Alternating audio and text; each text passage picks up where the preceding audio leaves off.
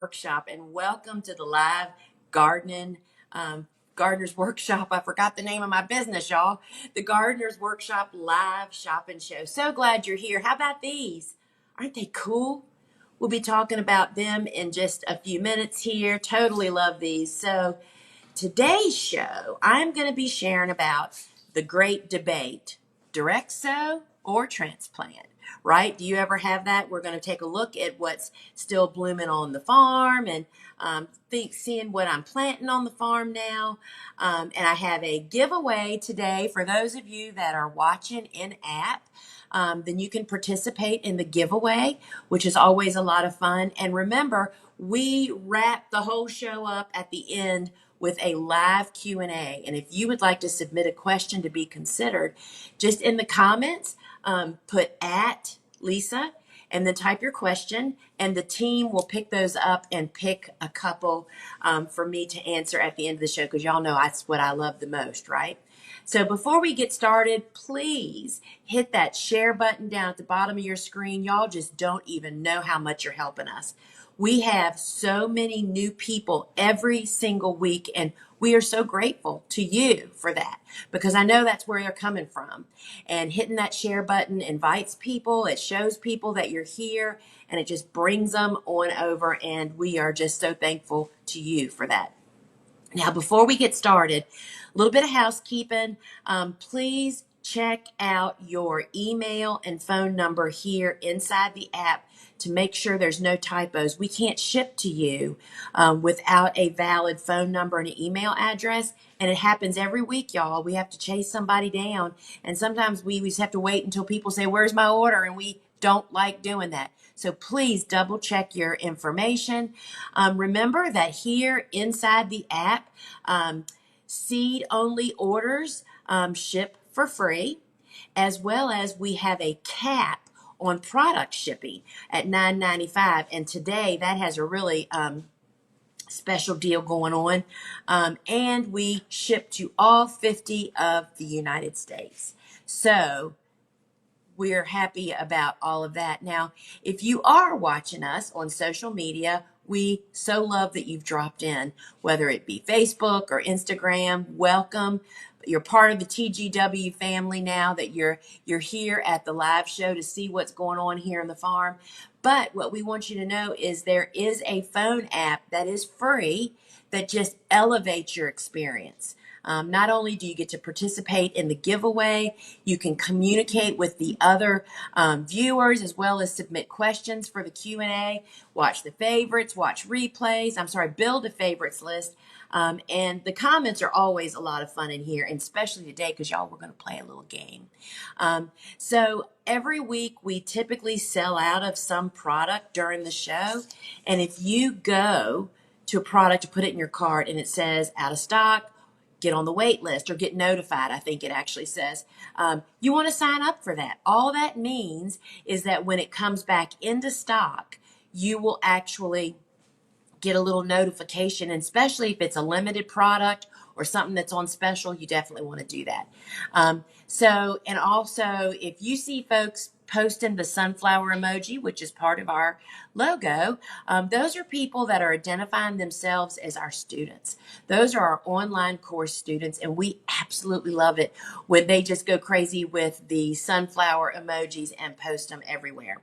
So friends, today we are back to the $25 store credit is my giveaway today. So hit the white giveaway box right now if you're inside the app, and that will put you on the list that we will pull from right at the end of the show. Now, we do have a little seed sale going on. There's some retiring seeds, and it's in-app only. You'll see the tab across the top of the app. It's just a handful of them that are being discontinued. There's big discounts. They are priced as marked. And so don't miss out on that opportunity. And guess what, y'all? Once again, we have been able to secure the paper white bulbs that we absolutely love. These are low scent paper whites. We know people's number one issue with paper whites, which are indoor blooming narcissuses, is the strong fragrance. So we get the variety that is low fragrance. They still have a little fragrance, but it doesn't take your whole house over. And if you want to get on the wait list, because we buy the biggest bulbs available, which gives you more stems and more flowers on each stem. So be sure to get on that wait list so you will know as soon as we get them and get them packaged. And we sell them in a great little gift bag. This is the greatest Christmas gift to yourself and for others. All right. All right, friends. So I was just up at the warehouse yesterday signing. I almost wanted to take a video. I was up there signing stacks of the Cut Flower Handbook, and I love doing that. I love signing it and knowing that the book is going somewhere where somebody is going to learn more about growing so many great cut flowers, y'all. 66 different cut flowers. It has the concept of a cutting garden and then how to implement those in your garden, no matter where you live in the world. And so the Cut Flower Handbook is hardback. It's 240 pages. It's got 225 beautiful images, and it also comes with the bonus PDF, Flowers That Didn't Make the Book. I would love to sign a book for you. It's $30. And that is that's the best book if you want to gift a book to somebody. It's got everything they need to start a cutting garden. Now, my book, Vegetables Love Flowers, it's not about vegetables, y'all. It's about why vegetables benefit from living in the presence of flowers in the veggie patch. And we love doing that with a small cutting garden.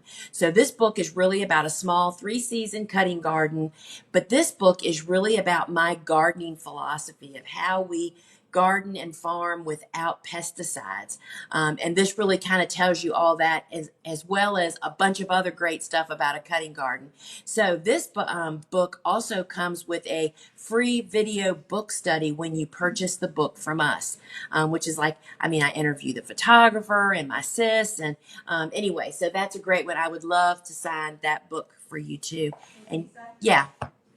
One of our viewers, Laurel's in Florida, and she lost some outbuildings, but she said she took the Cut Flower Handbook with her when she evacuated. Laurel, did you say? Yeah. In Florida. Laurel just commented about that she's in the storm, was in the storm down in Florida and had to evacuate, but she took her book with her. Oh man, bless your heart. I hope y'all are going to be okay. So here is the book that started it all for me, y'all.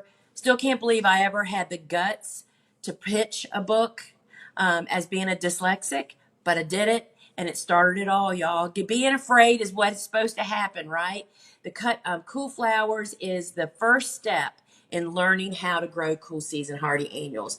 I would love to sign a book for you. And this book also comes with a video book study. It's $22.95.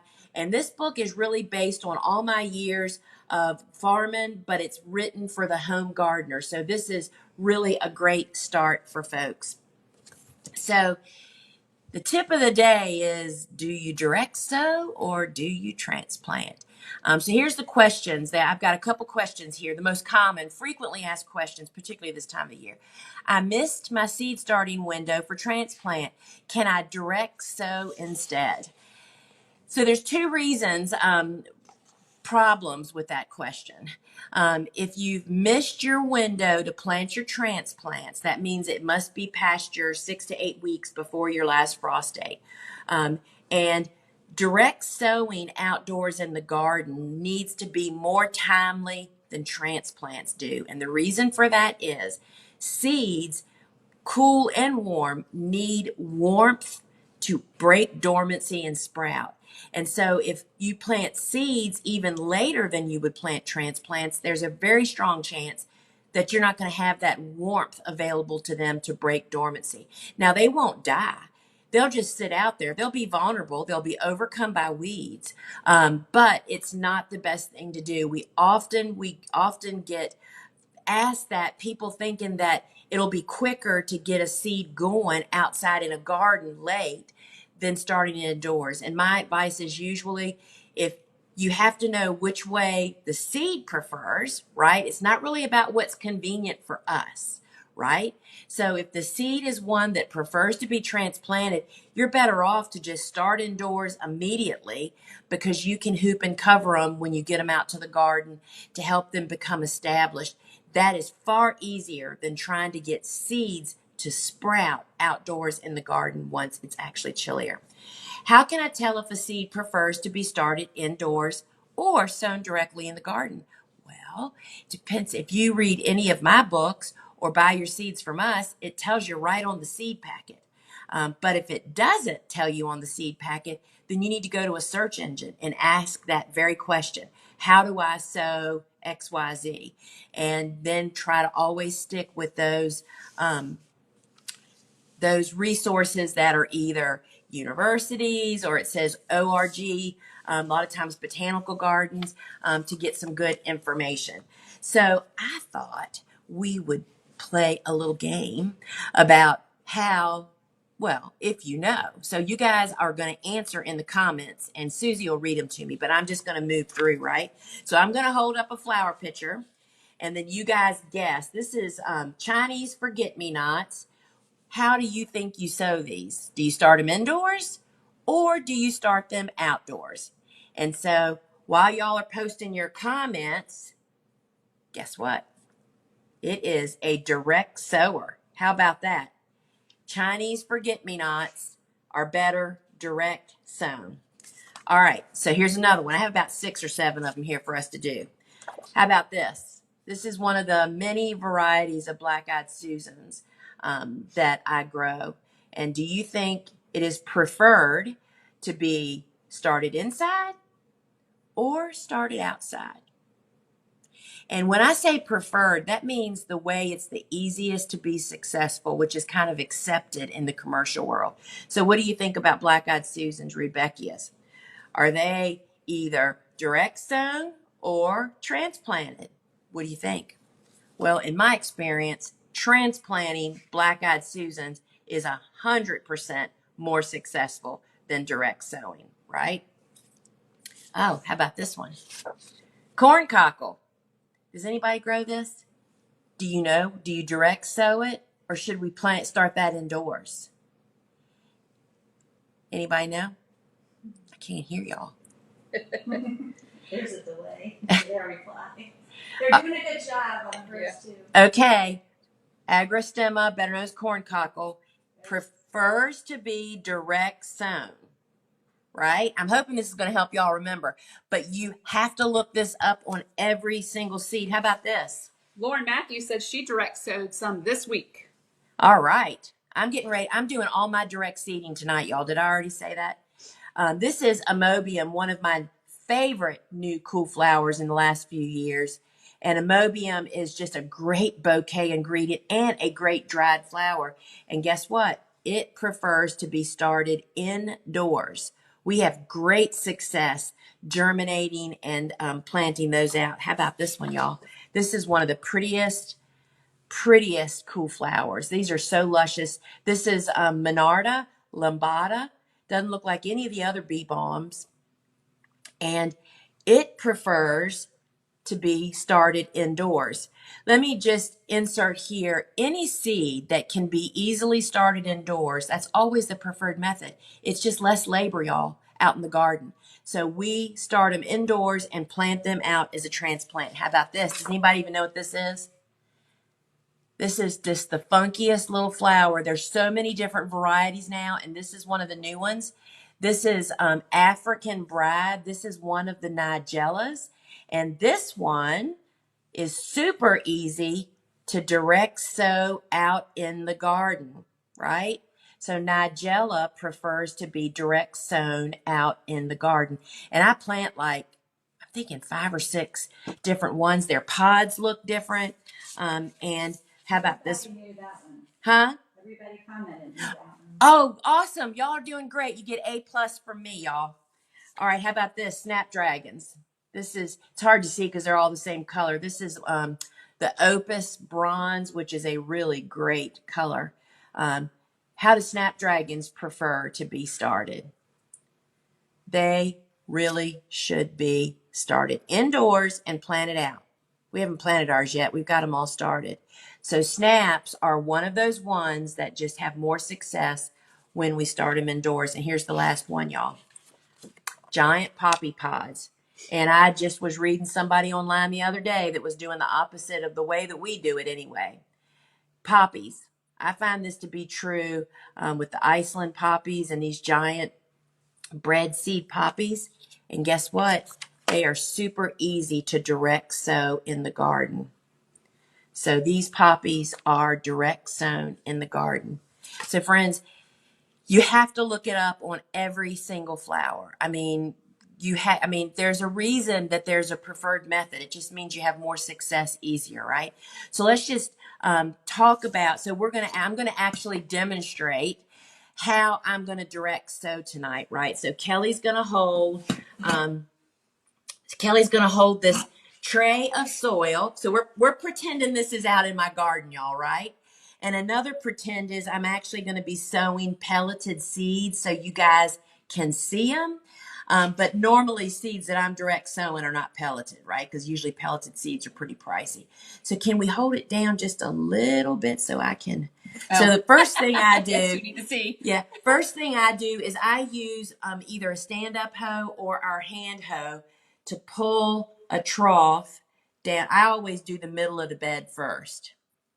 And this is, turn it towards me so I can see what I'm doing. There you go. Yeah, that is not very straight. So I'll let y'all see it when I'm done. But what I'm trying to attempt to do, imagine that this was the 100-foot, or actually it's a 70-foot bed this year. Imagine that I have a 70-foot bed out there and I have just created this little trough, right? And what that does is two things. It allows me to see where I'm going to put the seeds right in the bottom of this trough. Because visually, when you come back in a week, it's like, where did I put those seeds? And when you water, you're only going to water in the trough. You're not going to water the entire bed. Why water the weed seeds that are all out between these troughs? And I'm going to go through my tips here in just a moment. So we're just going to assume that these are poppies. I always also oversow, so I think I'm just going to have to do this. And I don't know if they can even see. So can y'all see I'm rubbing my fingers together and I'm just moving my fingers and just dropping seeds as I go. And it is definitely oversowing. And yes, friends, when I'm doing this out in the garden, I do it I do my hands and knees and crawl along and do it. It is the most efficient, quickest way to actually do it. Now, where's that little tube? I'm going to put these back in and I'm going to give you some more details in here in just a minute. All right, so there's that. So what I was doing was rubbing my fingers together and just moving at a steady pace. And my goal is to drop 1 or 2 seeds every inch or so. And it really depends on what it is that I'm actually sowing. If I'm doing Iceland poppies, I always oversow heavily. Because first off, and I don't thin Iceland poppies, they just don't have a lot of vegetative growth. They send up so many shoots, so that works out really well. So the next step is, does your seed get covered with soil or not? So if these were poppies, they do not. However, you want to be sure that your seeds are firmly seeded. So I would take my hoe, and if I was out in the garden, I'd be using the stand-up hoe, which you're going to be learning about here in just a few minutes. And I just pat it down, walking along, and that just firmly seats the seeds down in the soil, which helps to prevent them from getting blown away, and that they have good contact with the soil. Literally, that's how I do it, y'all. And I am super quick. It takes me no time to do this out in the garden. So if you're having a hard time seeing because of comments, you can just swipe them to one side and they'll go away. Oh, that's right. You can just swipe the screen and the comments will go away. So I use either the hand hoe when I'm outside in my garden. I use the stand-up hoe. Use the point to just make that furrow. When I'm planting into a 30-inch wide bed, and unlike all the other annuals that I grow, when I'm direct sowing, I only put 3 rows in a 30-inch bed. That gives me more room to run my hoe through it, which we're going to see that in just a moment here. And that just really allows me to be quick and efficient in my weed prevention program. So I mentioned with the poppies, you have to plant more seeds than you need to have plants. Let's just say the seed packet says you need to plant every 6 inches. Do not drop a seed every 6 inches, y'all. If that was me, at a minimum, I'd be putting a seed every 2 inches. And you don't have to be extra. And that's why I rub my fingers together like this and just move along the trough. And I'm just dropping them. And this is another reason that we prefer to not sow seeds out in the garden if we don't have to. You waste seeds, it just takes more, right? So we then water in that trough using a wand with a gentle head on it. And we water daily until they have sprouted. It really can help also if you install floating row cover over those beds that you've direct sown in. And you don't even have to use hoops if you're going to take it off in a couple of weeks, just to prevent birds and varmints like that getting to your seeds, as well as it retains moisture, right?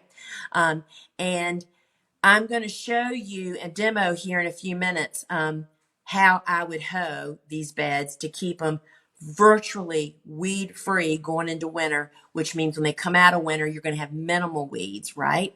And we're going to talk about that. And the last thing is, I do not thin my seedlings until very early spring. So for me, that's like 6 to 8 weeks before my last spring frost. I let stuff get through the winter, see who's surviving, who looks the best. Then we start thinning those out. So the deal of the day is perfect today, y'all. It is the cool season hardy annual seed collection. All of these seeds can be direct sown. All of these seeds are being direct sown in my garden tonight.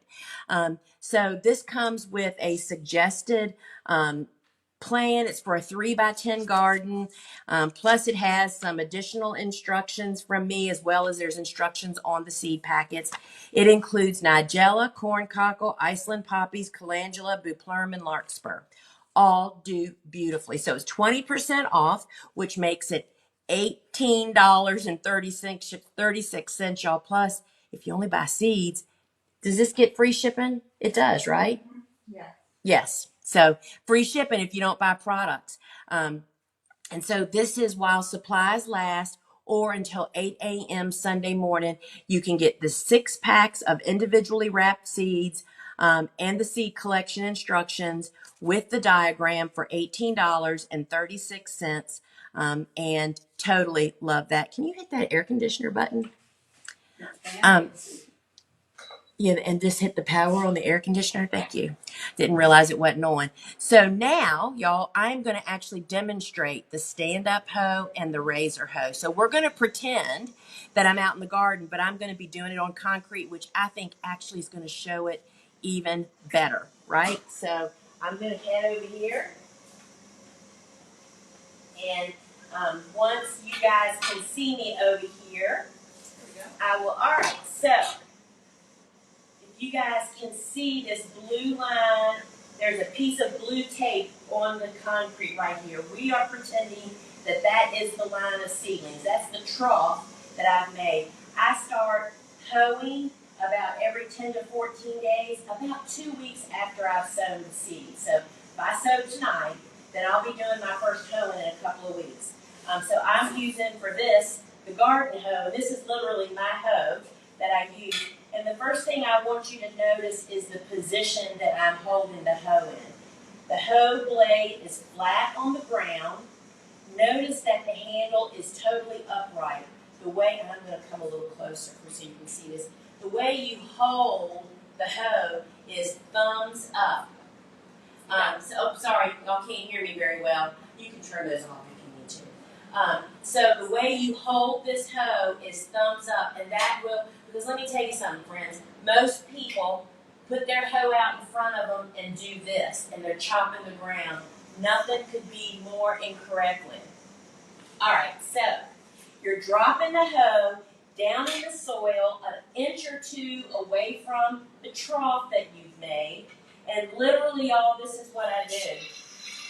I am just pulling this hoe through the top 1 to 2 inches of soil. There is no chopping and moving it about. You're literally just pulling it through the soil. And when you start doing this every couple of weeks, you aren't going to have a whole weed battle to have, right? So this is the garden hoe, which is the one I typically use in the spring. This takes chickweed. Chickweed trembles in the presence of a garden hoe. It will go right under even big chickweeds and just shave them right off the ground. So the garden hoe is even not only for small weeds like what we're doing now, but it will take on larger weeds, right? So that is the trapezoid garden hoe. Now, I want to show you the razor hoe and why I love this one for this time of the year. See how it's thinner? It works the very same way. Notice the blade is flat on the ground.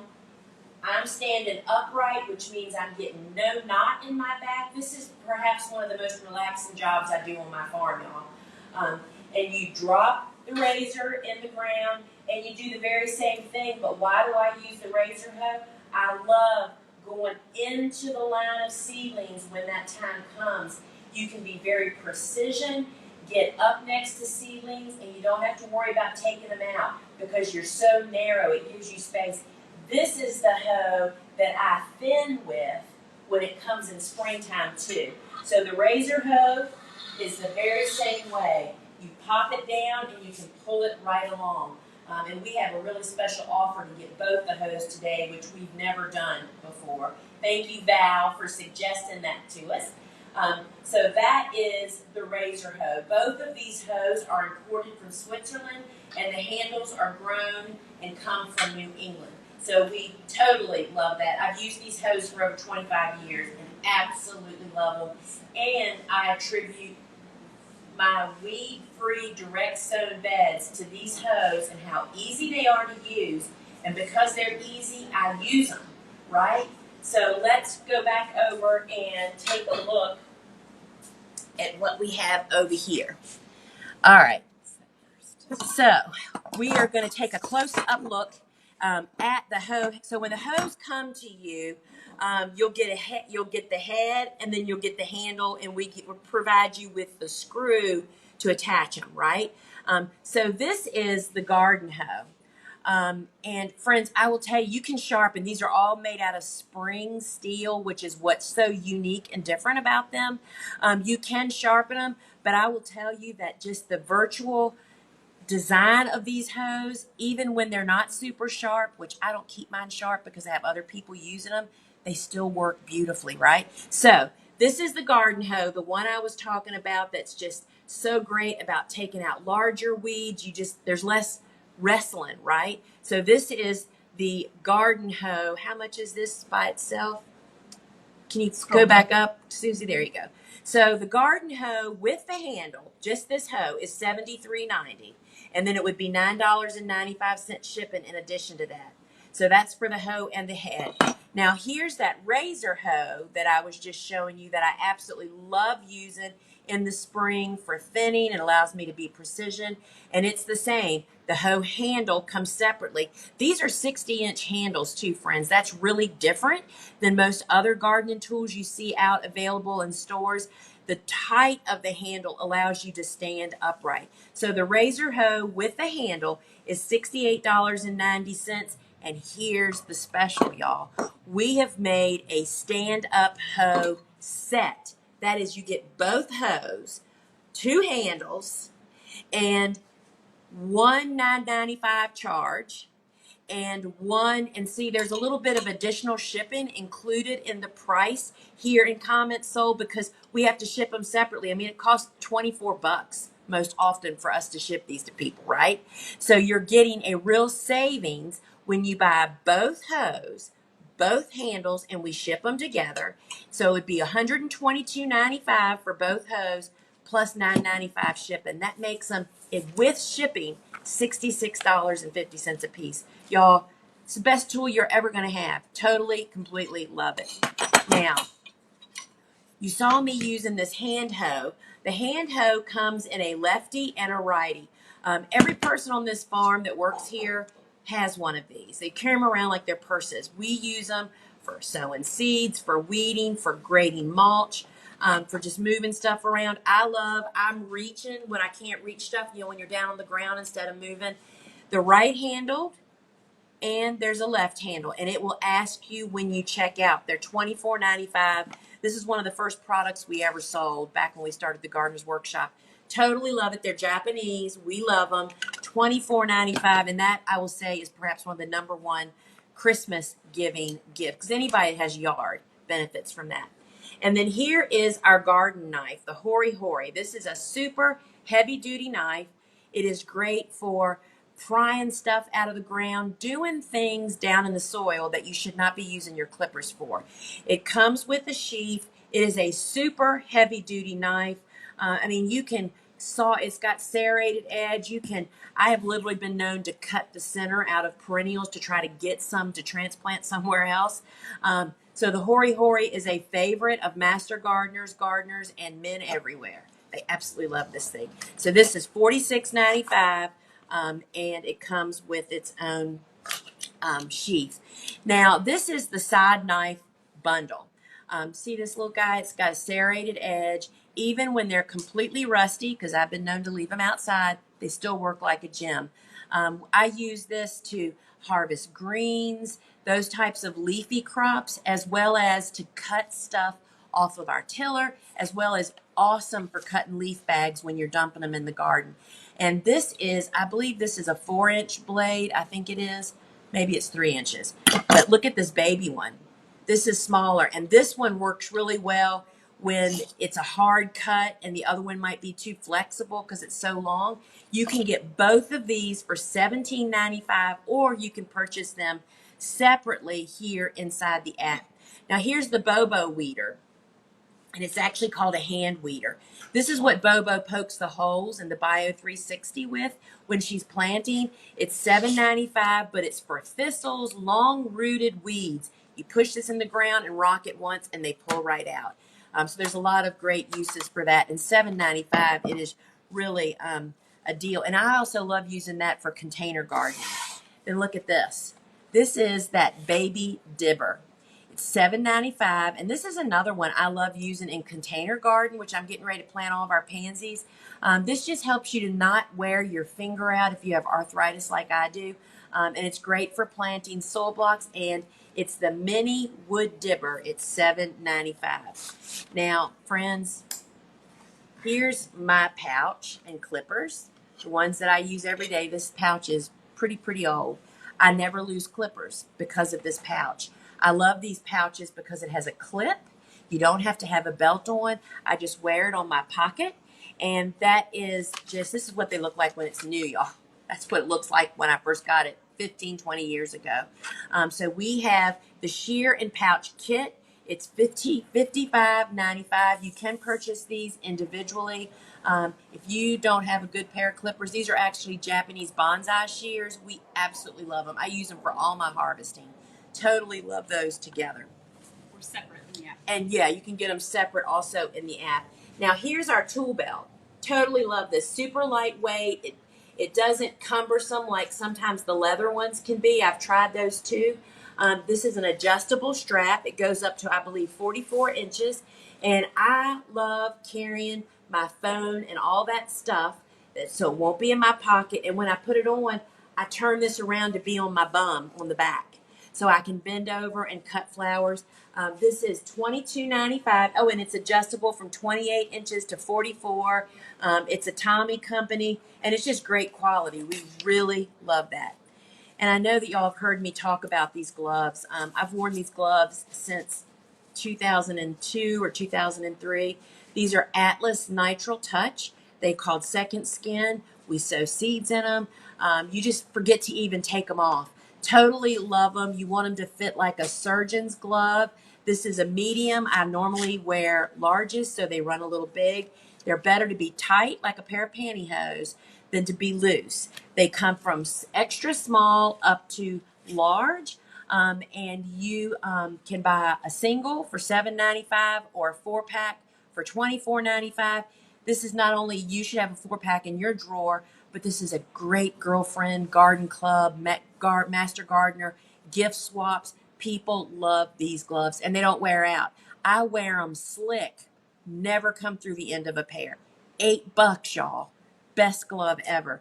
And then this is the tough version of those. These have a thicker coating of the nitrile. We have brick masons that wear these, quilters, golfers. They're grippy, y'all. My cousins milk cows with them. I mean, they just make every job easier. When I'm pushing hoops into the ground, this is what I wear because it allows me to grip to push down. So these are the same, $7.95 for a single or $24.95, and they come from small up to extra large. Now, this is the glove that I use when I'm pruning, which we're getting ready to do all of that. This is the gauntlet glove. It's a man-made synthetic product, so you can wash it. So if you get poison ivy and stuff like that on it, you can wash off the oils. And totally love these, small to extra large. And see how long they are? If I wear a coat, an over jacket down inside here, I'm totally protected to fight brambles and all of those vicious kind of stuff that we're actually tackling at this time of the year. And those are $37.95. Now, I don't know about y'all, but we're planting lots of stuff this time of the year, and nobody remembers where you put it. So this is the label and marker bundle. So these markers, this one is 18 inches, and this one is 12 inches. You get 10 of each, as well as you get our garden marker, which is my absolute favorite. This is made to withstand UV rays and moisture. It lasts literally for more than a season. This was 2 seasons out in the garden, and you can still see it says Royal Mix. These are my sweet peas 2 years ago. So that is $22.32, and the marker is available separate here inside the app. Totally love that. Now, as we just finished preparing all of our beds to plant cool flowers, this is our dry organic fertilizer that we use. This is OMRI certified, which means it's organic. It's chicken litter based. This is a 4-pound bag, and you put 3 pounds for a 10 by 10 spot, which is about 7.5 cups. This, y'all, feeds your soil, the microbes in your soil that are taking care of your plant's roots. Every application improves your soil, unlike synthetic products, which once they just leach through, they're gone. Not to mention they can actually damage the microbes in the soil. If you need a bigger bag of this, you'll find it over on our big website. Sorry, y'all, something's got my nose. Over on our big website, thegardenersworkshop.com. Now, we're using row cover for all kinds of stuff at this time of the year. I use the lightweight row cover, which allows 85% of air, water, and light to penetrate it. And that's really important if I'm going to leave it on all winter long for wind protection, right? So it's now available in 3 separate lengths. It's all 6.5 foot wide, which means you can use hoops on a bed or not. The 20-foot piece is $12.95. The 50-footer, which comes like this, is $26.95. And we now have 100-foot pieces for $42.95. And if you need even longer than that, we have those available at our big website. Y'all, this is what I really attribute the quality of my cool flower plants when we're coming out of winter in the spring, because my plants haven't had to battle the cold wind most of the winter. And so that is the lightweight row cover. Now, the way yes? Question. Are there times where you take the row cover off during winter? Yes. So somebody's asking, do I ever take them off? And that's a great question. 10 years ago, before the weather went really crazy like it is now, we used to put them up at Thanksgiving and not take them down until Valentine's Day, right? We never had to even think about it. That's not the case now. So my rule is this. I put row covers up for the first time when we're going down to about 20 to 25 degrees at night, right? Because usually when we're hitting those kinds of lows, that means the days are cool too. But let's say I put them up, we have a cold run, and then all of a sudden it gets warm again. When days start creeping up above 55 degrees, and especially if the sun is shining, I take row covers down. It's more of a job now than it used to be, but it's worth it to figure it out. The bottom line is this. Your cool flowers, we're hoping, go into dormancy when they hit winter. You don't want to encourage them to wake up, right, and get warm and fuzzy and start growing again. That's why you take them down if it's going to get warm during the days. And so you just make it part of your day. I mean, that's what I did. It's like every night before sundown, I'd look at the temperatures. Okay, covers up. We call it pants up, pants down, britches up, britches down. And then in the morning, if it was going to get hot that day, I just go out and uncover everybody. And so that's my moral to my story on that. Now, the best way I have found to keep row covers in place, no matter how windy, I mean, we're not talking hurricane, but we have rolling wind here where I am pretty much all the time. These are the anchor bags. We fill them with either sand, soil, or gravel. 15 pounds is your what you're focusing trying to make this. That's what holds the best. You can get 10 bags for $10.95, 25 bags for $24.95, or 50 bags for $39.95. Installed properly, and there's videos on the products, you can keep row covers down with that rippling wind that happens all winter long. And y'all, I'm just so much in love with this insect netting, right? So I don't know if you're growing ornamental kale for cuts. This is what you can use to actually hoop and cover your bed until they get too tall to protect them from the moth that lays the larva that eats the whole, as well as that's the worm or the caterpillar that's on your broccoli and your cauliflower. 100%, if I was growing vegetables to eat that need insect protection, the insect netting is the best. This is nylon. It's stretchy like a pair of pantyhose. I find it incredibly easy to use in the garden. It's more manageable than row cover because it is kind of like pantyhose. I mean, when you put it on the hoops, it just fits tighter and less vulnerable to flapping in the wind. And it provides light shade. I use it as a sun cap. So there's a lot of different uses for that, and you can see that actually on the product. It's lightweight, stretchy, and I find it a lot more, it holds up a lot longer than row cover does. It's reusable. We secure it with weight bags. I have found that just whenever you start using clips and those kinds of things, you're very vulnerable to rip stuff. So we use that. This is available in 20-foot pieces, $33.95, 50-foot piece for $82.95, a 100-foot piece for $159.95, and this is also 6.5 feet wide. Lots of great uses for that.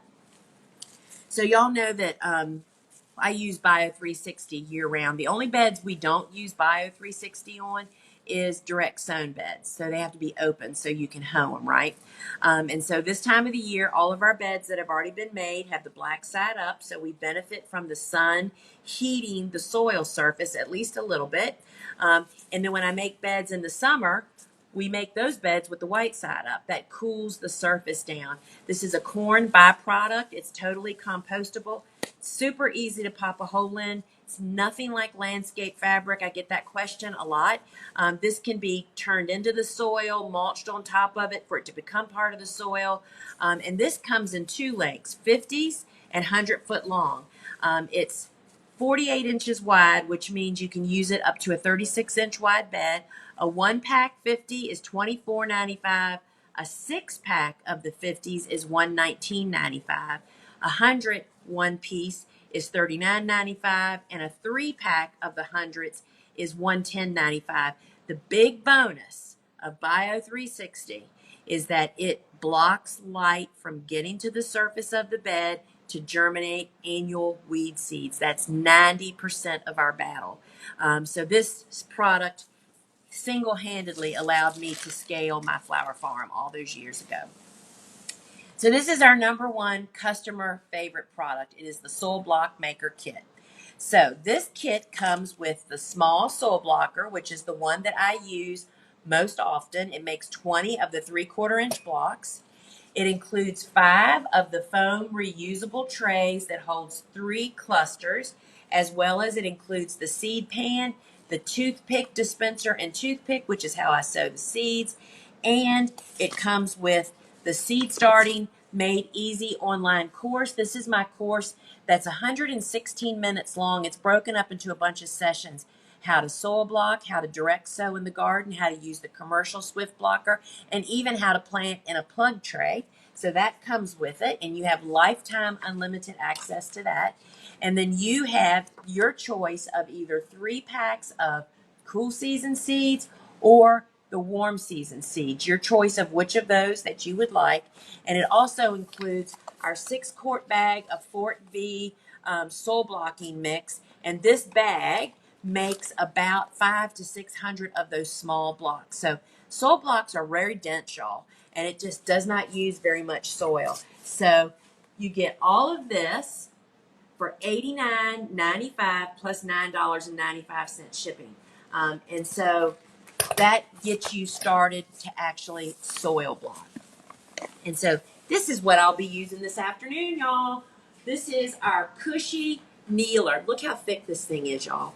I mean, people are loving this thing. My husband uses this to work on his Harley.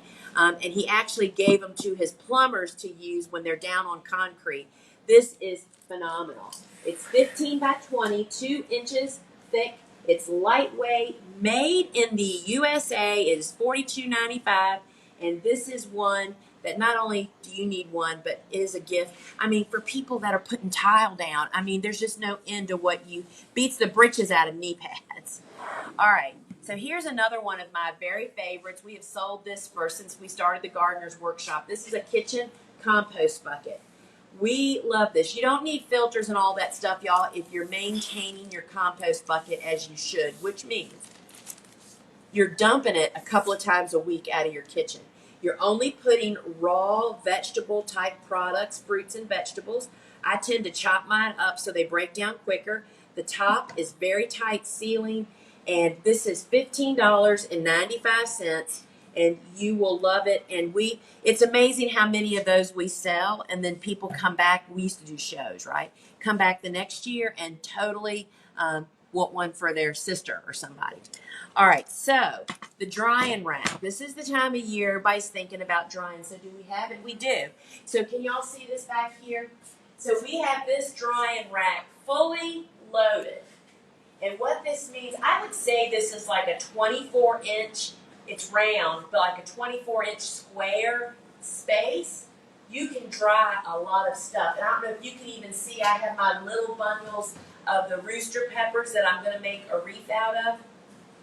So you can see it comes with all these pieces, the top portion, the ring, and then the actual little hooks. It comes with 6 hooks. This is $26.95, and this is one of those seasonal things that we get them midsummer and keep them stocked until they're gone. This is a really fun thing to do for those folks that are growing cut flowers, not a whole bunch, but they want to dry their bouquets. I mean, it's just endless. All right, friends, here is the item that used to cause such a stir when we would be at Bazaar in Richmond, Virginia, which is a huge Christmas show. This is the weather stick. And the weather stick has a little hole right here that you nail it up outside. If my finger here is the post outdoors, you want to be able to view this from indoors. My in-laws absolutely adored this thing. This is made out of balsam wood, like divine and rods. And when it's fine, fair weather, it's straight or it's up.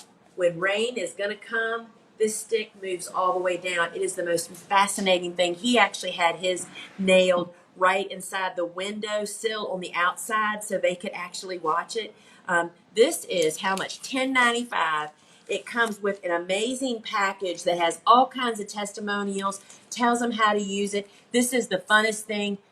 Nursing homes, people that are closed in at home, weather bugs, they'll all love it for $10.95. And remember, everybody, if you want to be included in the $25 store credit giveaway, be the one lucky winner, hit the white giveaway button now. Susie has brought it up, and I'll be drawing that at the end of the show. So we always, when we start the flowers, I always say, store your seeds properly, and you should buy seeds when you meet the flower. And that way you file it in the season you're supposed to start it, and so it'll be there ready and waiting for you. These are desiccant packets. And this is what we put into all of our seed storage to absorb any moisture that may be occurring. Cool and dry is the key to keeping seeds viable for a long time. 2-pack is $2.95. A 10-pack is $9.95. Now, let's take a look at some of the stuff I'm getting off the farm right now. We still are having, is this not the season? Look at this little miniature gourd. This is called a spinning gourd. It is a very aggressive vine. It will reseed in your garden if you don't harvest all of the gourd. So once you get them, you don't ever have to buy them again.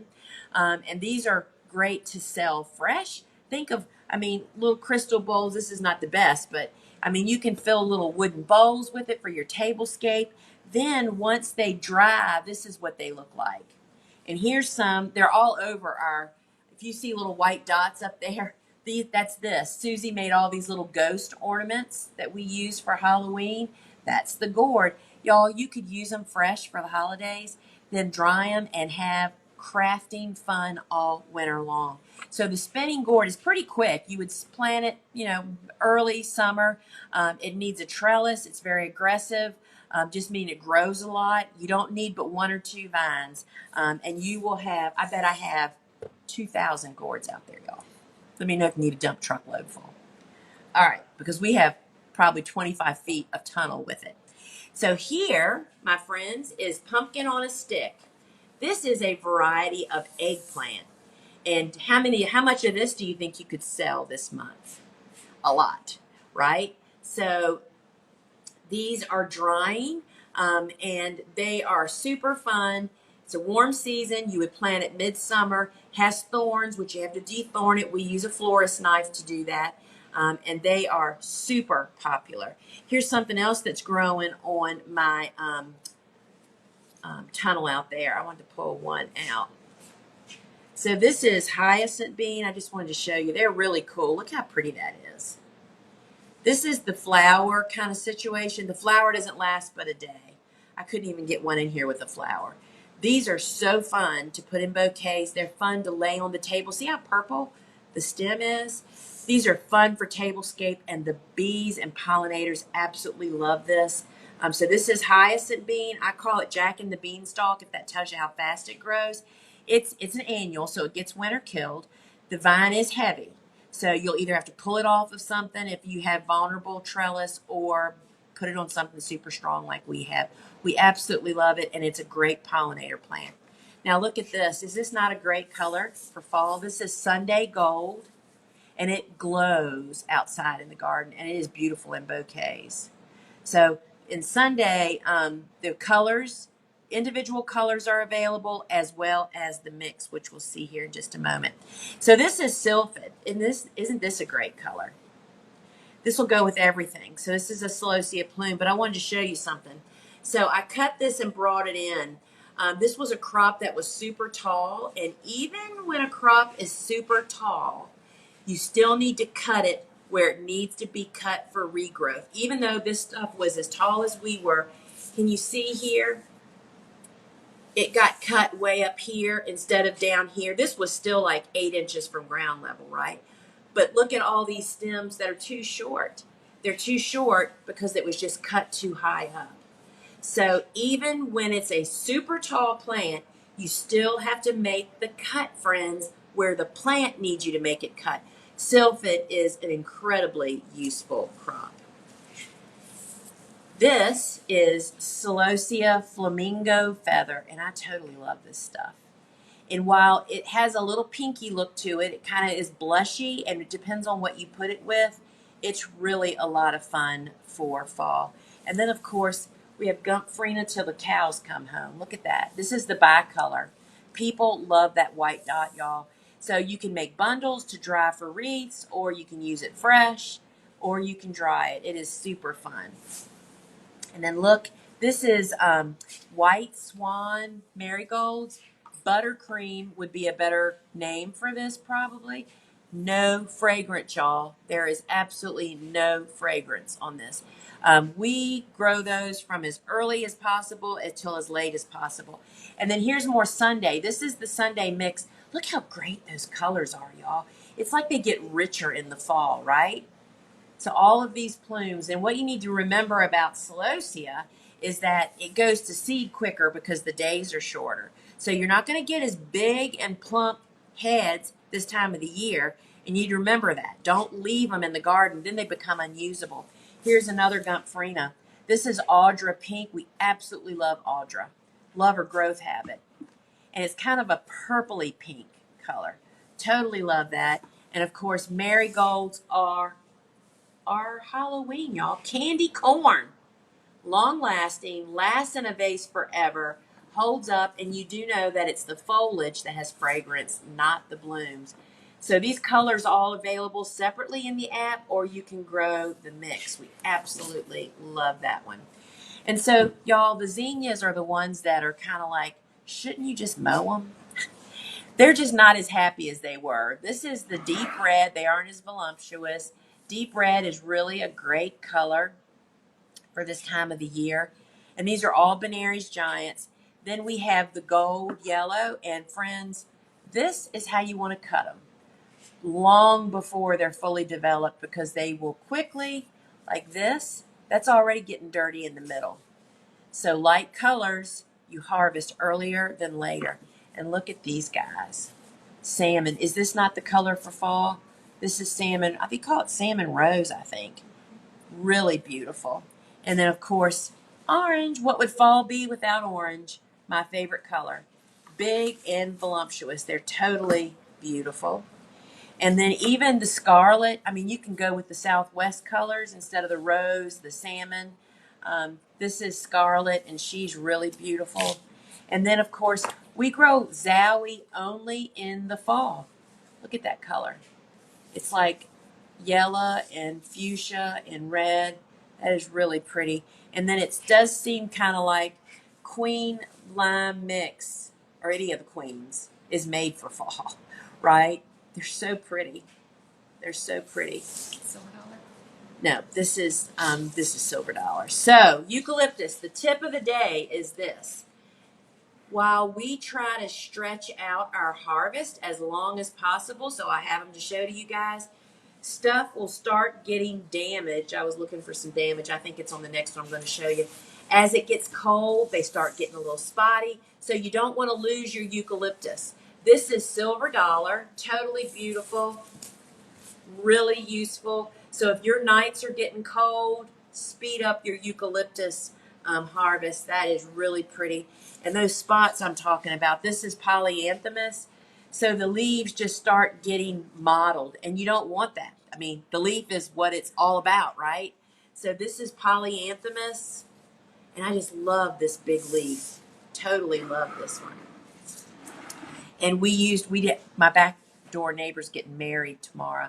So we made a bridal bouquet and a table arrangement, and Suzanne stole all the parvula gum. Sorry, friends. That was really pretty, too. And then look at this. This is the Texas plumes. Nice mix of colors. And these are much taller. Sunday can be short at times if you don't give them what they need. Texas plumes are tall guys. And then I love ageratum any time of the year, but this is especially good. All right, so let's have a lesson here. This is how I cut ageratum. Can you see that? It's before it really opens. It quickly develops into the little fuzzers indoors. You want to get them cut earlier than later. You know, you want to cut them like this. And people love watching their flowers, their bouquet change from day to day. And that's the secret sauce of flower farmers, right? And look at this. This is Purple Majesty. I went totally blank. Purple Majesty grass. It's a millet. And it is a great fall keeper. And once again, this is just as it's coming out is how you want to actually harvest. Here's a perfect one. Just coming out. Really nice. And then look at this. Hibiscus Mahogany Splenda. This is a super, they're much, much taller than this. They've been cut.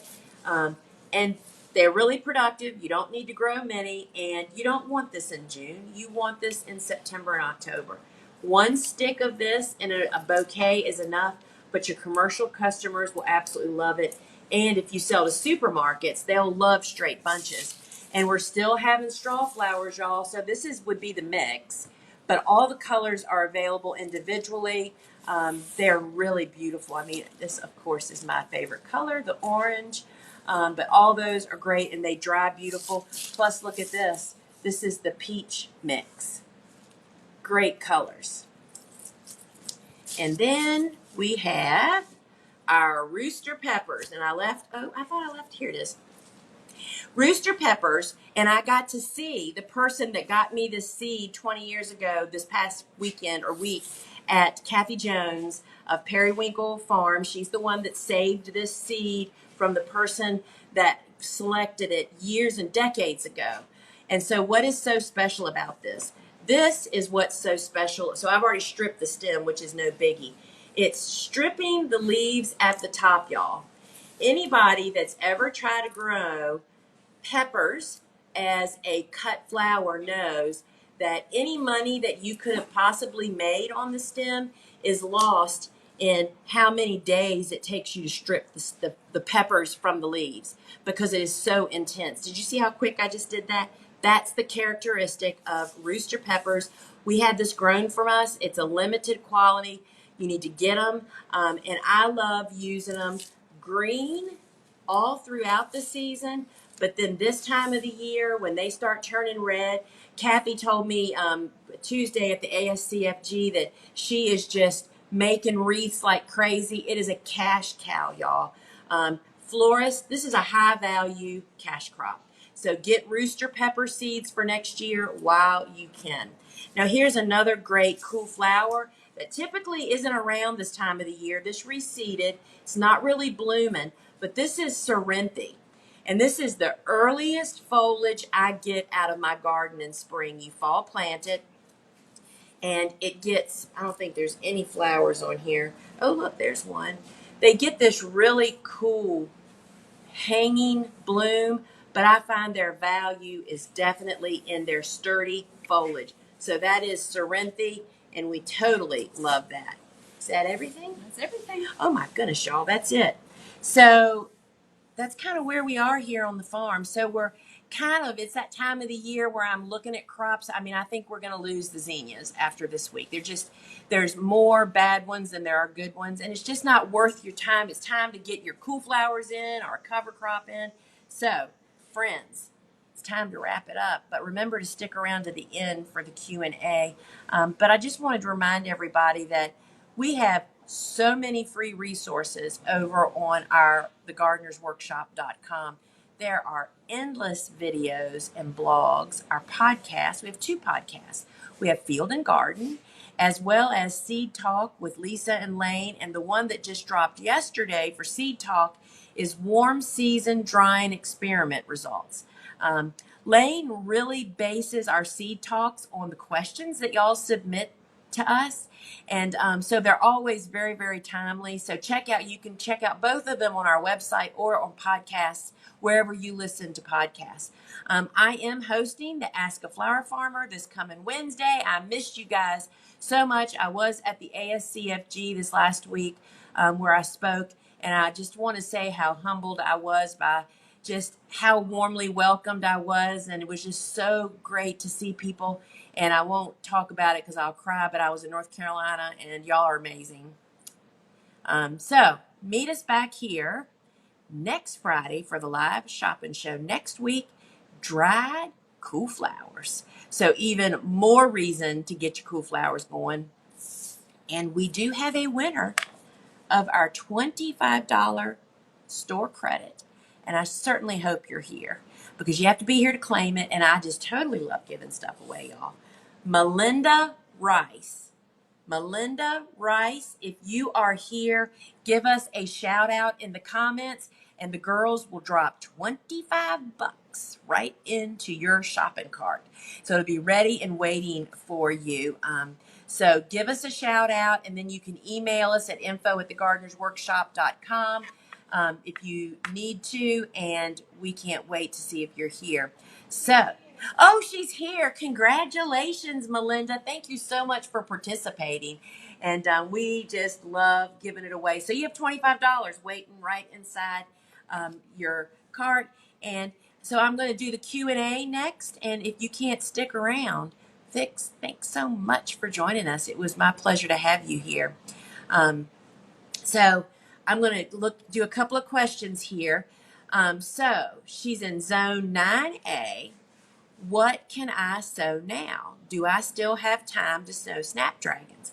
So I want to say 9A that my book, the Cut Flower Handbook, would really clear the air, all of that for you. It's too early for you to have planted anything. So you have plenty of time to plant transplants and to direct sow because I'm sure that you're still hot where you are. You're looking to get your stuff in the ground 6 to 8 weeks before your coolest time. I'm not sure if you get frost or not, but the Cut Flower Handbook literally has places for you even to write in. And I will say that people in zone 9 and 10 can grow everything, but it's a little bit more difficult to figure out exactly when you plant. But when you do figure it out, you'll have the greatest garden ever. So it is not too late for you. If a seed says it needs light to germinate, does that mean you should put the seed under a grow light immediately or place it in darkness until 50% of the seeds germinate? Okay, great question. Very confusing, I know. When it says that a seed needs light to germinate, that simply means that the seed should not be covered with soil. It should be sown firmly on the surface, and that just means ambient light. That just means room light. It does not need grow light, right? And what I have learned after all these years of sowing seeds, a big part of that surface sowing is not as much the light as those seeds need oxygen to really get sprouted. So sow them on the surface and just have them in ambient light and follow the other steps of your seed starting. Having trouble with germination of baby's breath COVID. Any tips? Well, we had great germination. I only know that because Bobo planted it yesterday, and we had a half a tray too many, and they're sitting out there on the carport. And, you know, it's the standard cool season germination. And I will say what that is because I actually talked to somebody Tuesday at the ASCFG that was having troubles with something. And when I said, did you do this? Did you do that? She said, no, I didn't know I was supposed to do that. So I'm going to tell you. When we're sowing cool season hardy annuals, they still, 99% of them go onto a seedling heat mat. However, they're on a cookie cooling rack on top of the seedling heat mat to cool the heat mat down just a smidge. They need consistent warmth, just not heat. That's what we did with ours. And I can't remember if they get light or darkness. We mean follow the instructions on your seed packet. Cookie cooling rack on the seedling heat mat, and then once they start sprouting, we move them over to grow light, and we had great germination. So sorry, can't offer anything more than that. All right, this is my last question. In soil blocks, my seeds sprout, but then seedlings stop growing at about 1 inch. It happened this year with both my warm and cool season seedlings. What do you think I'm doing wrong? I would be guessing to say that I bet it's your watering habit, and your environment is what's creating that. So even though there might not be standing water in your tray, if the soil is just not getting wet when you water and drying throughout the day, dry overnight, then it gets water the next day, the roots just don't get sufficient oxygen. So I would try warming up my air temperature just a smidgen. You know, don't do anything crazy. If it's so often, so let's just say 65 degrees, bumping it up to 68 or 70 and see if that doesn't increase your growth habit. Because vegetative growth to happen, they need oxygen to their roots and they need warmth for the top. So it's almost like it'd be great to have a separate spot to germinate and sprout seeds than it is to where you grow them under grow lights if you can't manipulate the temperature very much. So I hope that helps you. So friends, thanks so much for joining me here, and congratulations, Melinda. I'm so happy you were here to claim your $25 store credit. And friends, please tell a friend. And we appreciate all of your reviews and ratings. If you would please go to your app store and give us a review on our app so other people know it's safe to actually download it. You know, people, we can say it till the cows come home, but when they hear it from you, and that goes for all of our products and our courses. I heard so many praises Tuesday from people who just have had such great success with our work. And what would really help is if that was posted on the product page or on the course page so other people find out about it, because that's our mission, is to help all of you. All right, friends, until we meet again, ciao.